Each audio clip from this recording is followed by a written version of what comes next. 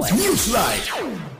Para sa detalye ng iba pang mga balita, Lightmates, naglaan naman ang gobyerno ng pondo para mapaayos ang mga infrastruktura at pasilidad ng mga nagbibisikleta. Pirmado ni Department of Budget and Management, Secretary Amena Pangandaman, ang paglabas ng Special Allotment Release Order o SARO na nagkakahalaga ng 705 million pesos para sa Department of Transportation. Ito ay upang pondohan na maisaayos o magpatayo ng mga pasilidad at mga gamit para sa mga siklista tulad po ng paglalagay ng mga protected bike lane, bike rack, bangketa at iba pa.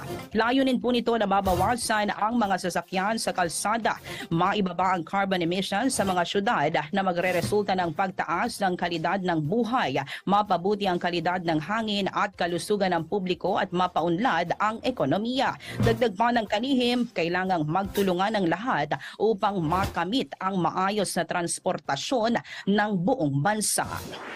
Live TV Radio. Live TV Radio. Live TV Radio.